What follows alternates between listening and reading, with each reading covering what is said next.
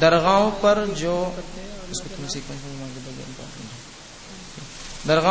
جو عرس ہوتے ہیں اس کے بارے میں بتائیے.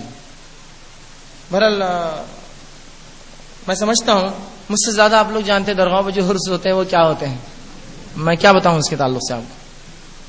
آپ اگر تاریخی چاہتے کہ کب کون سا کہاں ہوتا ہے تو بہرحال جنتریوں میں ہوتی ہے اس کی تاریخ آپ پتہ کر سکتے ہیں. بہرحال اگر یہ سوال یہ ہے کہ یہ اس کی حقیقت کیا ہے, یہ کیا ہوتا ہے, تو یاد رکھیے عرس کا معنی فارسی زبان میں شادی ہوتا ہے.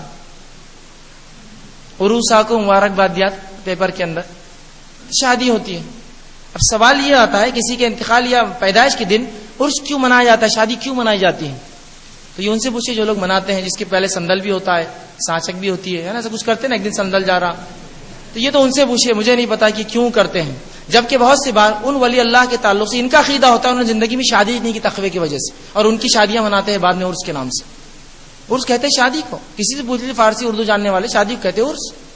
اب وہ کیوں شادی مناتے ہیں واللہ عالم میں نہیں جانتا ہوں, یا کیا عقیدہ اس کے پیچھے میں نہیں جانتا ہوں. اگر عرس سے مراد یہ ہے کہ کسی کے پیدائش کا دن منانا, تو بہرحال شریعت میں اس کی اجازت نہیں ہے, اس کی اجازت نہیں. خود رسول اللہ کی پیدائش کبھی صحابہ نے 110 ہجری میں آخری صحابی کا انتقال ہوا کبھی نہیں منائی.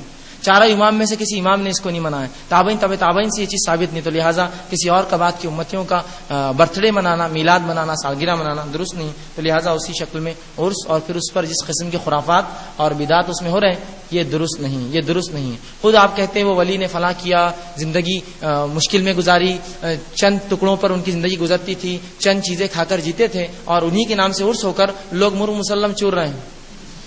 اگر کوئی کسی خبر پہ جائے تو کہتے ہیں رمضان میں مت جائیے, وہ اندر عبادت کرتے ہیں نا, یہ کہتے ہیں لوگ.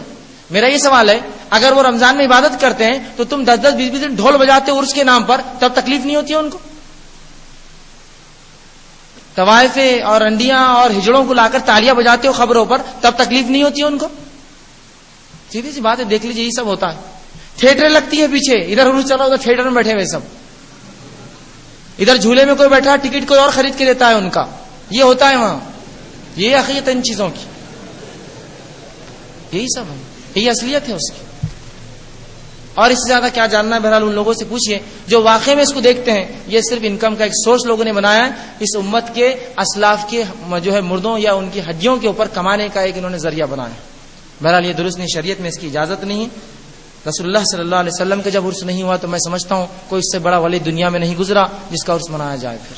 ٹھیک ہے بہرحال, تو یہی بہرحال اس کی